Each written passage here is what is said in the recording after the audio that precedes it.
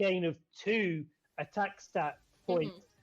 So going to be even more powerful. The thing that Persimmon doesn't have in its favor that Milotic did and really was crucial for the game that Wolfe played was that Milotic was so difficult to take out, and especially with Max Steel Spike coming out from Excadrill raising Milotic's defense, it was a real powerhouse and something that wasn't easy to take down. But in this looks like we've gone straight into the game. I'm not quite sure what happened there, but it looks like I'm just going to cut straight in. We've got Grimmsnarl and Excadrill coming up for Wolfe. Yeah, a little bit of a glitch in the Matrix there. We're jumping right into it, and you've got the Dracobolt there and the Togekiss, I believe it is, there for Sejun on his side of the field. So straight away, Wolfe jumping right out with these Pokemon. Yeah, so we're going to see that potentially some Reflect and Light Screen shenanigans coming out from that Grimmsnarl. Excadrill actually decides to go straight back to Wolfe. Yeah, he's bringing out the Gyarados, a Pokemon he liked to use a lot in his previous games as well. It's particularly when he might Dynamax up. It's been quite a popular choice in that regard. But the first Dynamax of the game is going to Sejun. He is throwing his Dracobolt up into the sky here. Again, a Pokemon we said that we probably wouldn't ever see Dynamax. We've now seen it twice here on this stream. And it can deal out a huge amount of damage. Yeah, it can. A little bit of a sketchy switch there, switching in a Gyarados to a Dracozolt. But we'll see after this Reflect from Grimmsnarl what comes out from that Dracozolt. It is a Max Quake coming out, which doesn't affect it, and Flamethrower coming out into the Gyarados. So brilliant switch there. Yeah, excellent switch there from Wolfe. Burning one of those crucial Dynamax turns as well from Sejun's side. You only get 3 of those special max moves. So unfortunately, one of them has now gone there for Sejun. So he's going to have to think about what other ones he wants to use going forward. Of course, Gyarados can apply some good pressure here. It's potentially a Pokemon that Wolfe might want to Dynamax up, but again, you have to worry about any electric type moves coming out from that Dracozolt as well. It's got that electric typing, it can be so powerful in that regard, particularly if you're up against a Gyarados. Yeah, exactly that. I mean, Gyarados could be running something like a ground move, and we'll have to see. But actually, Grimmsnarl going for the light screen here. Yeah, Gyarados instead jumping up out of the way, going to bounce right up into the sky. And no Dynamax coming out here from Wolfe, wisely using his Grimmsnarl to set up those screens. So even if Grimmsnarl goes down, those are still going to be in effect for those 5 turns. It's going to be the Max Airstream, though, coming out here. Going to boost up the speed on Sejun's side of the field as well. That could be critical if we go into the later turns and we start seeing speed control coming into effect. But Yawn, this is a move I haven't seen in such a long time. That was going into that Gyarados slot. Wisely, Gyarados being up in the air, going to avoid it. And it looks like Sejun's kind of playing the long game when it comes to sleep. It would force Gyarados to switch out. Well, it would. I mean, Yawn's are quite an interesting move in that it doesn't activate on the turn that it's used, but it does the next turn and can force switches, certainly, but it also can waste people's Dynamax. If Wolfe had decided to go for a Dynamax that turn, he would have fallen asleep next turn and then probably been asleep for later in the game. So, yeah, good way to waste a Dynamax. Yeah, I love the way Wolfe is playing here with this Grimmsnarl. Goes for that, the paralysis there. The Thunder Wave onto that Togekiss, hopefully going to stop it from going for any other shenanigans, as Grimmsnarl is still able to hold on here. Speed, of course, still being boosted up on that Dracozolt. And thankfully, due to the paralysis, that the Thunder Wave going off onto that Togekiss, its speed is now going to be kind of leveled out with all of those speed boosts that it's getting from its partner Pokemon. Gyarados returns to the field. Dazzling Gleam comes up. It is enough to pick up a KO on that opposing Grimmsnarl, but I think its work has been done. It's set up the scenes. It's got Wolfe's ball position in a favorable position for him to bring that extra drill back in. It's able to take a little bit more damage now, whether it's on the special or the physical side, and will be able to apply a lot of pressure, particularly if he Dynamaxes it. Yeah, I think Dynamax is going to be the way that Wolfe is going here. He's going to want to start potentially boosting his defenses, do some really big damage to both Dracozolt and Togekiss here. And what we're seeing here is that Sejun's used all of his Dynamax, right? So now Wolfe has got the complete pick of what he wants to do, how he wants to play the game, and he's going to have that full advantage of Dynamax going into the next few turns. Of course, if that Togekiss is Babiri Berry, I can't remember what it was from the last game, but if it is, it has already taken a lot of damage, so potentially a Max Steel Spike would be able to pick up the KO, and especially if Excadrill is raising the defensive itself and of the Gyarados, not going to be able to take going to have to take too much damage from that Dracozolt. Yeah, well, the Dynamax Extra Drill is now on the field, so Wolf's going to have his 3 turns of Dynamax as long as that Extra Drill is able to survive those turns. Voltbeak, though, coming out super speedy from that Dracozolt. No surprises there, picks up the clean KO there against the opposing Gyarados. Not only is it super effective, but due to being so super speedy, it does extra damage as well.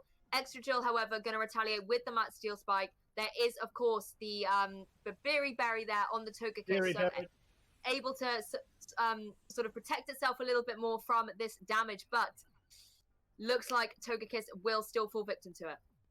Yeah, it's actually managed that Sejun's actually managed to do some quite good things. He's managed to KO the Gyarados, which not only is a Pokemon advantage, and that's great. It reduces the Intimidate pressure for later in the game, but also it makes it so that Max Steel Spike didn't affect a partner, right? So those boosts that the Dynamax Pokemon give, and we've seen both defense and special defense raising from Excadrill's Max Steel Spike and Max Quake, those things haven't gone on to a partner as well. So Sejun's managed to reduce the impact of that, and we'll see if that makes a difference for Sejun having to, you being able to keep the pressure on at this stage in the game.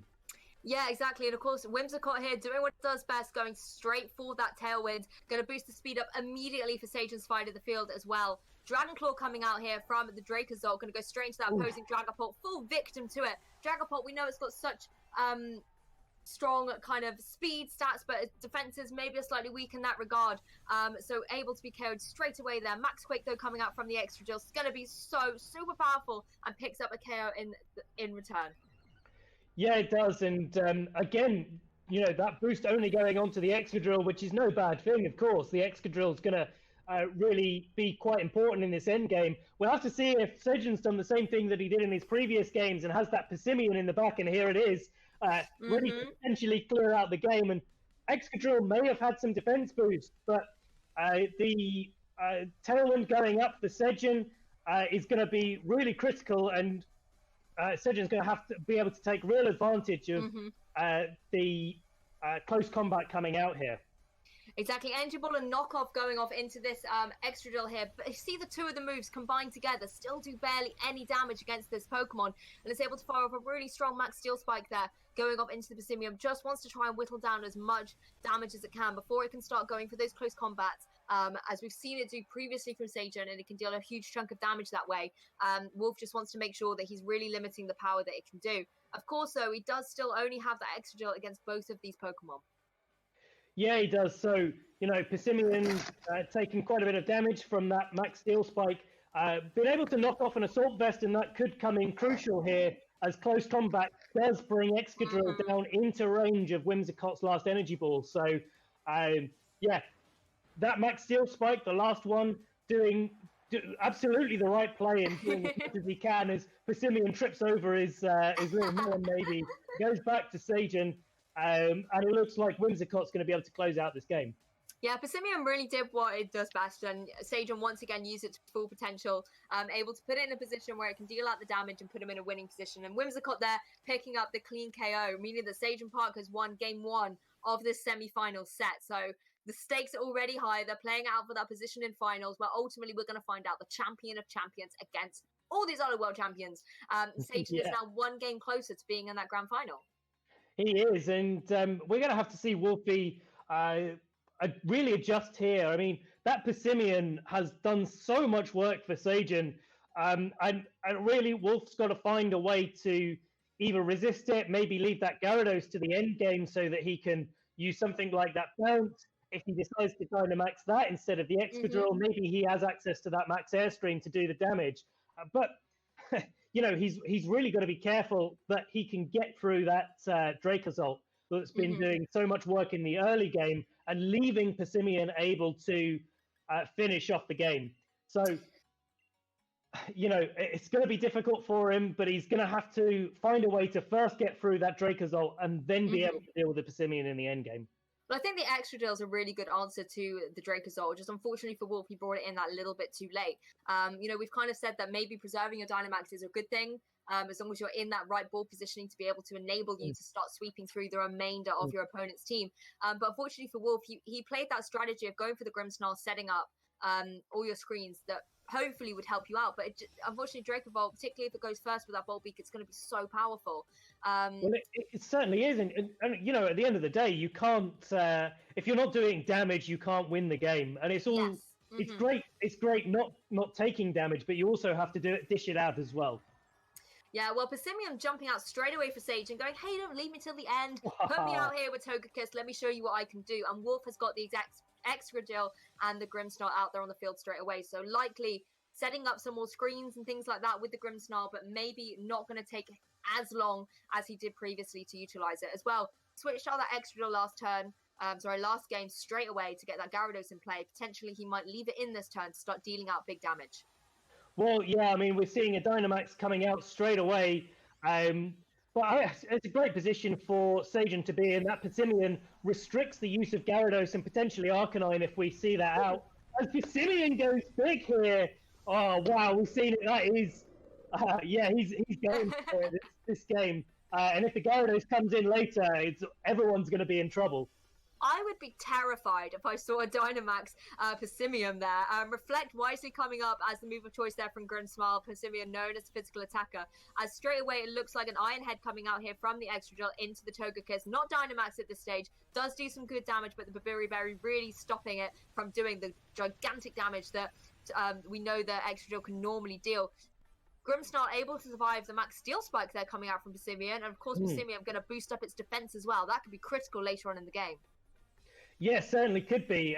Following up from a Dazzling Gleam from Togekiss, so this may be enough to pick up the Grimmsnarl, and it is. So, really great turn there from Sejun. Critical hit, not sure if that was really matter or not, but either way, the Grimmsnarl is not in play anymore and only managed to get that Reflect up. So, Togekiss not going to be restricted as the Dragapult comes in this turn. Yeah, exactly. Dragapult coming in here, and we've seen how fast and speedy this Pokemon can be. And we need to if you're Wolfe, you need to make sure it doesn't go down as quickly as it did in the previous game. It's such a useful attacker, but if obviously it's back in its Pokeball resting, it's going to be no use to you on the field here. Persimium, of course, does need to be stopped in its tracks if you're Wolfe. You need to stop it for going for all of this big offensive damage, and this could be the turn to Dynamax up your Pokemon. We see a lot of Dynamax Dragapult so that it can get that extra defenses that it needs in order to deal out that big, strong damage. And who has it gone for? Well, it's probably going to be the Excadrill here. I mean, the thing you've got to remember is the Excadrill. If you Dynamax the Dragapult and use the max moves, they're going to boost up Persimian because they lower stats. So definitely the Excadrill being the right choice. We'll see what it's gone for here. Yeah, it looks like a Dragon Claw there coming out from Dragapult into the opposing Persimian. Really doesn't do too much damage, but Max Spielsteig here going off into that Togekiss. This Berry has already been eaten, so it's going to be able to pick up the clean KO here. Yeah, interesting. We don't see a follow me at all here from Sejun, opting for doing something, just being on the offensive and allows Excadrill to take the KO. But Persimian does get their Max Knuckle off. Yeah, I love this as well. You're going to boost up your attack as well if you're Persimian. Doesn't really matter that Togekiss is gone down. It doesn't really benefit from a plus attack stat anyway. But Persimian definitely is a Pokemon that does, particularly if Wolfe does have something in the back that can come in and intimidate later on. It's good to have that for your team. Of course, if you are Persimian, you're going to love taking an Intimidate because you're going to get your boosts as well. So it's good to just make sure you have that there on your side. Whimsicott, they're jumping in for Sejun, and we all know what Whimsicott can do if it clicks that Tailwind button. Yeah, I think it's going to be clicking the Tailwind button, and you know that Darmanitan, what am I talking about? That Persimian is going to be doing a lot of damage with that Max Knuckle and carrying on raising its attack. This is the last turn of its Dynamax though, so it's going to be the last boost it's going to get. Yeah, it needs to get all those boosts while it can, but instead going for Max Darkness. Now, this lowers the special defense of both the Pokemon on Wolfe's side of the field. That could help out with that Whimsicott if it's going for any of those special type moves to be able to pick up the KO later on. You can see there the special defense dropping on the Excadrill. Dragapult, they're going to shoot away doing that Phantom Force, will reappear in the next turn, and I wonder which target it'll go into. Excadrill, however, going for the Max Steel Spike there, targeting down into the Persimian. Yeah, so quite clever play there, not only doing damage to the Dragapult, but lowering the special defense. And we saw in the last game that Persimmon knocked off an assault vest from the Excadrill, which may be the same sort of tactic he's going for probably next turn when Excadrill goes back into its normal form. So a little bit of planning ahead maybe could be a clue as to what Sejun has in the back. Maybe he hasn't got that Dracozolt, which has been doing so much work. He could be carrying something like the Duraludon to finish off the game. And certainly in Trick Room, we've seen it do quite a lot of work. But we'll see as well which slot the Dragapult went into. It could have gone into either, but probably more likely the Persimmon that it decided to target this turn. As we see an Energy Ball and a close combat come out and take the KO on Excadrill.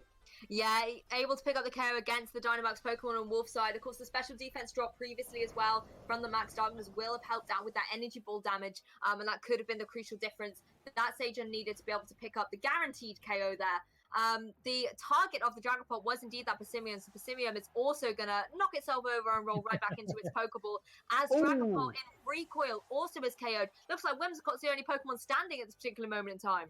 Yeah, so we're going to see what the last Pokemon is for Wolfie. We're going to see what the last two Pokemon are for Sejun. And it is that Dracozolt coming out. So Arcanine coming out for Wolfie. We're going to have to see Arcanine versus the world here. Yeah, exactly. I mean, Arcanine is known as a strong Pokemon anyway, but against both of these attackers, it's going to have a lot of difficulty, particularly as Tailwind will be up on Sejun's side of the field. There's not too much that Arcanine can do here, in all honesty, as the Dracavolt does have sort of full HP at this stage. Going for the Moonblast here by Whimsicott, we know that won't do too much damage, but Chip is everything, as we saw Clang win its game previously. Losing its special attack as well, that is very unfortunate, because if I'm not mistaken, this is a Flamethrower using Arcanine. It is indeed. It is indeed. So, Will-O-Wisp is the thing that it can do, and that's exactly what we're seeing here. If that Arcanine managed to go before the Dracozolt, you probably would have done about a quarter of the damage that you saw there. As it turns out, that Bolt Beak went first, did so much damage to the Arcanine, and I'm quite impressed that the Arcanine hung on there, even after the Intimidate. So Wolfie going for what he can, going for that Protect, trying to stall out the last turn of Tailwind there, but probably to no avail here as Aerial Ace comes out and a Moonblast comes out onto that Arcanine. We'll see. I don't think there is any way for Wolfie to come back from this game, but, well, it just remains for the last turns to come out. Yeah, exactly. You can see Sejun there kind of having a big sigh of relief because he knows that the combination of Whimsicott and Dracozolt here are going to be able to take this game. And the Moonblast finishes it up, and Sejun Park's going to be your first finalist here at the World Championship of all time. Phenomenally played well by him. And just looking back on it, I don't really know what Wolf could have done against that Whimsicott. It just stole the show for Sejun. Absolutely did. I think really what we've seen is in Sejun's previous game, he had to deal with a lot of speed control, right? And Wolf didn't really have that pressure.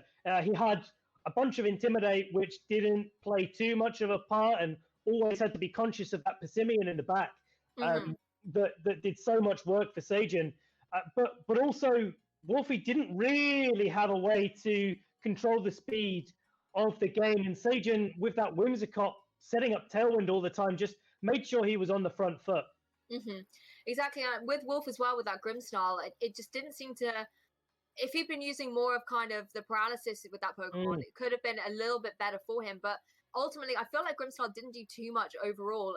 Gyarados would have been, in my opinion, a Pokemon that I'd love to have seen in that game. Maybe going for the Dynamax and using sort of the max airstream against that Persimmon to really kind of put it in its place. But then again, Grimmsnarl still had a purpose on that team, and it did do really well for him getting those screens up. Just unfortunately, Sejun's offensive power was too strong, even for the screens.